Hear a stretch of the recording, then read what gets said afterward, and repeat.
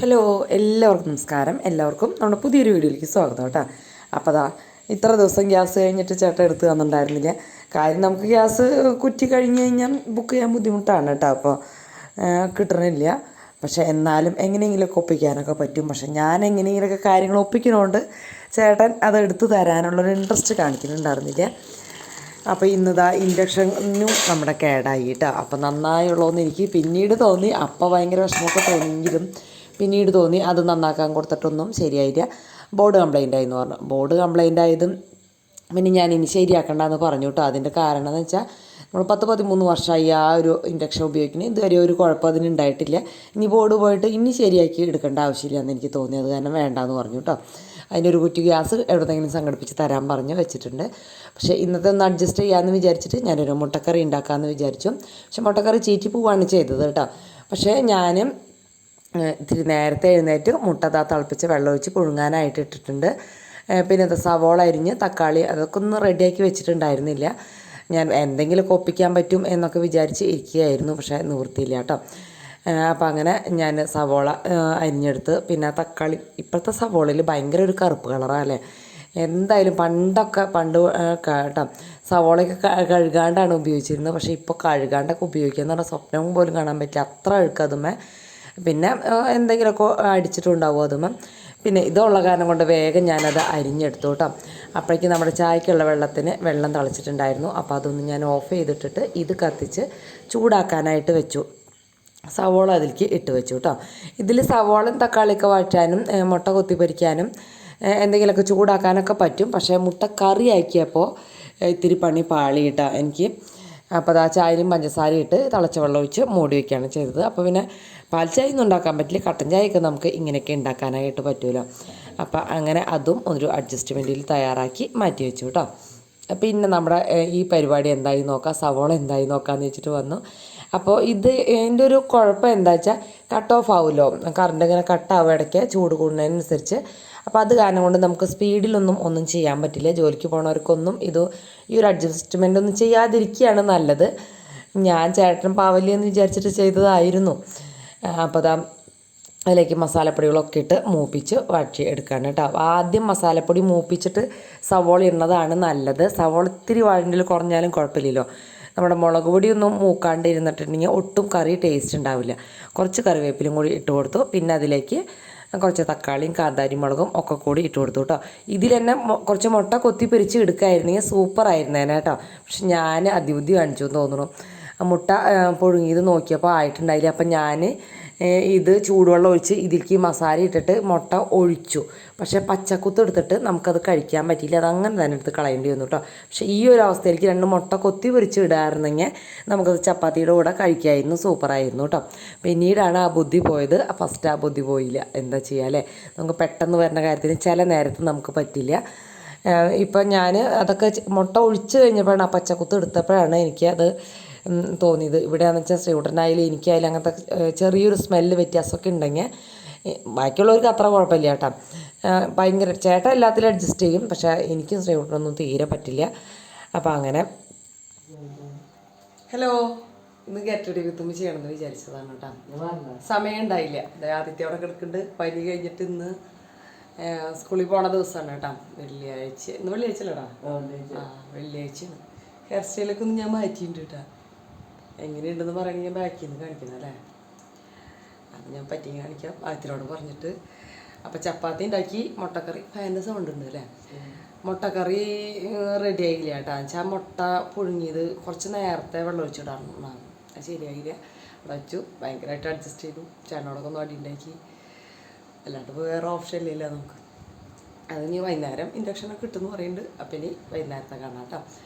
ഇത് നമ്മുടെ സീമാസിൽ നിന്ന് 33 എനിക്ക് വാങ്ങിച്ച ചുരിദാറാണ് കേട്ടോ. അതിൽ 3 എണ്ണം വാങ്ങിച്ചു. അതിൽ 2 എണ്ണം അടിപൊളിയാണ്. പക്ഷേ ഒരെണ്ണം ശ്രീകുട്ടനാണ് എടുത്ത് തന്നതായ കാരണമെന്ന് തോന്നുന്നുണ്ടാവും. ശ്രദ്ധിക്കാണ്ടേ എനിക്ക് പാകം ഉണ്ടായില്ല. പിന്നെ ഇത്തിരി കോട്ടൺ മിക്സാണ്. അപ്പം അങ്ങനെ ഇടുമ്പോൾ തുണി വിട്ടു പോകുന്നത്. അപ്പോൾ ഒരെണ്ണം കാര്യം ഉണ്ടായില്ല.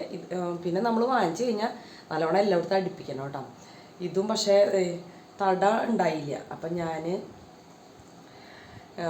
സൈഡ് ഇങ്ങനെ വെട്ടിയിട്ട് സ്ലിറ്റ് അടുപ്പിച്ചു കേട്ടോ. അപ്പോഴാണ് ശരിയായ വട്ടത്തിലുള്ള ചുരിദാറായിരുന്നു. പക്ഷേ വട്ടത്തിലുള്ള ചുരിദാർ നമുക്ക് ഇടാൻ പറ്റില്ല, എനിക്ക് തട ഉണ്ടാവില്ല. പിന്നെ നല്ല തടമുള്ള ഇതേ ചുരിദാർ തന്നെ അവർ 100 രൂപയ്ക്കാണ് തോന്നുന്നു കൊടുക്കുന്നത് കേട്ടോ. പിന്നെ എനിക്ക് വണ്ണം കുറവായാലും ഇതിങ്ങനെ പറ്റിയതാണ്. ഇതിൽ കൂടുതലുള്ളതുണ്ടോയെന്ന് എനിക്കറിയില്ല. എനിക്ക് കിട്ടിയത് ഇങ്ങനത്തെയാണ്. എനിക്ക് ഇതിലും സൈസ് കൂടിയതുള്ളത് 33 രൂപയ്ക്ക് കൊടുക്കാൻ പറ്റില്ല എന്നാണ് അമ്മ പറഞ്ഞത് കേട്ടോ. അപ്പം അങ്ങനെ പക്ഷേ അടിപൊളിയാണ് കേട്ടോ. ഈ 2 ചുരിദാർ സൂപ്പറാണ്, എനിക്ക് നല്ല ഇഷ്ടമായി. ഇവിടെ കഴുത്ത് ഇത്തിരി ഇവിടെ ഇങ്ങനെ ലൂസ് ഉണ്ടായിരുന്നു, അപ്പോൾ പിടിച്ചടിച്ച കാരണം ആകെ ശരിക്കും ഇത് കുർത്തിയാണ്, നമുക്ക് ഷാൾ ഇടാണ്ട് ഇടുന്ന ഒരു കുർത്തിയാണ് കേട്ടോ. അതാണ് ഈ കഴുത്ത് കുറവായിട്ടിരിക്കുന്നത്. ചുരിദാറല്ല, കുർത്തി മോഡലാണ്. അപ്പോൾ ഇത് വേണമെങ്കിൽ വെടിച്ചിട്ടുണ്ടെങ്കിൽ കുറച്ചുകൂടി കഴുത്ത് ഇറക്കണ്ടാവും. പക്ഷെ ഇപ്പം ഞാൻ ക്ഷണിച്ചൊരു പരിവായ കാരനാണ് ഇങ്ങനെ അടിക്കേണ്ടി വന്നത്. മറ്റേ ചുരിദാറിൻ്റെ അടിച്ചിട്ടില്ല, പക്ഷെ അതങ്ങനെ ഊരി പോണ പോലെ നമ്മൾ ബസ്സിലൊക്കെ പോകുമ്പോഴേ ഒരു കംഫർട്ടബിൾ അല്ലാത്ത പോലെ. അപ്പോൾ അത് കാരണം കൊണ്ട് ഞാൻ പറഞ്ഞു ലൂസാണെന്ന് പറഞ്ഞു. അപ്പോൾ ഇനി ബാക്കിയൊക്കെ ചുരിദാറുകൾ തയ്ക്കാനുണ്ട്, പക്ഷെ നമ്മൾ തയ്ക്കാൻ കൊടുത്തിട്ടേ കിട്ടുന്നില്ല. ഒരു മാസമായി ഇത് കൊടുത്തിട്ട്. അപ്പോൾ അത് കാരണം കൊണ്ട് ഞാൻ ഇനി വിചാരിക്കുന്നത് മിഷൻ ശരിയാക്കിയിട്ട് ഞാൻ തന്നെ തയ്ക്കുക, അല്ലെങ്കിൽ പിന്നെ വേറെ ഏതെങ്കിലും തയ്പ്പുകാരെ കണ്ടുപിടിക്കുക, അങ്ങനെയൊക്കെ വിചാരിക്കുന്നു കേട്ടോ.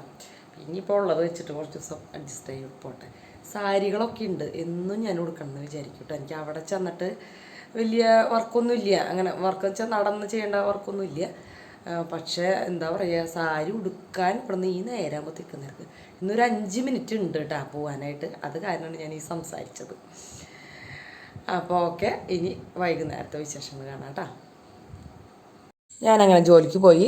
ആദ്യത്തിന് തീരെ വയ്യായിരുന്നു, അപ്പോൾ അവൻ ഇന്ന് 20 രൂപ ബസ് ചാർജ് കൊടുത്ത് ഇരുന്ന് പോയി. അപ്പോൾ അങ്ങനെ അഡ്ജസ്റ്റ് ചെയ്തു കേട്ടോ. പോണ വഴിക്ക് വലിയ മഴയൊന്നും കിട്ടിയില്ല, പക്ഷെ അവിടെ ചെന്ന് ബസ് ഇറങ്ങിയപ്പോൾ നല്ല മഴ കിട്ടി. വേഗം നടന്ന് ഓഫീസിലെത്തി. എന്താ വെച്ചാൽ ഡ്രസ്സ് നനഞ്ഞ് വൈകുന്നേരം വരെ ഇരിക്കാമെന്ന് പറഞ്ഞാൽ അത്ര സുഖമുള്ളൊരു കാര്യമില്ല.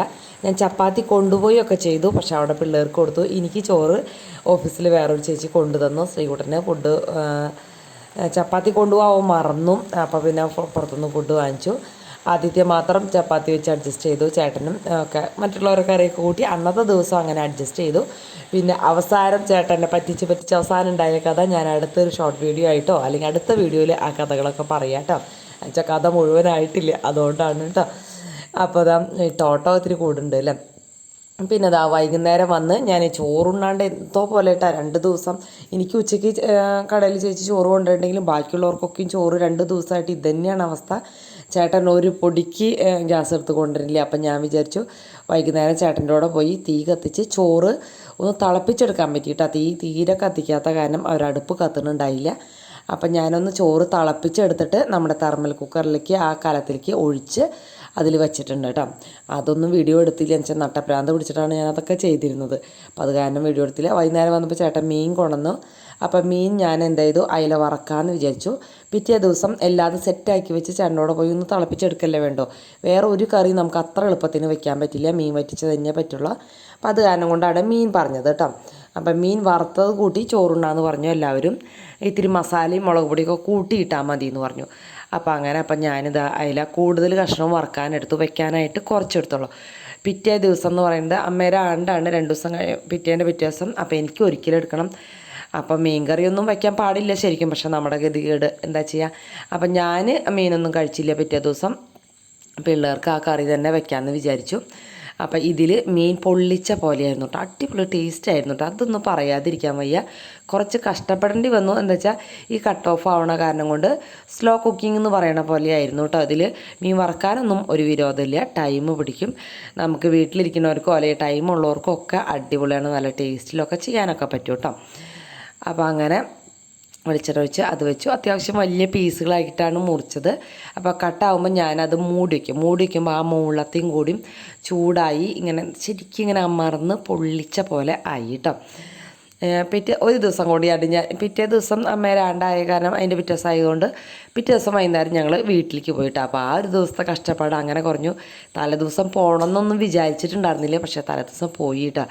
ഗ്യാസ് കഴിഞ്ഞ് ഇവിടെ നിന്ന് കഷ്ടപ്പെടണ്ടെന്ന് വിചാരിച്ചിട്ട് ചോറ് ഞാൻ ഇറക്കി വെച്ചേന്ന് കുറച്ചെടുത്ത് ഊറ്റി കൊണ്ടുവന്നു. ബാക്കിയുള്ളത് പിറ്റേ ദിവസത്തേക്കുള്ളത് അതിൽ നിന്ന് നല്ലോണം വെന്തോട്ടെന്ന് വിചാരിച്ചിട്ട് ശരിക്കും അങ്ങോട്ട് വെന്തട്ടില്ല.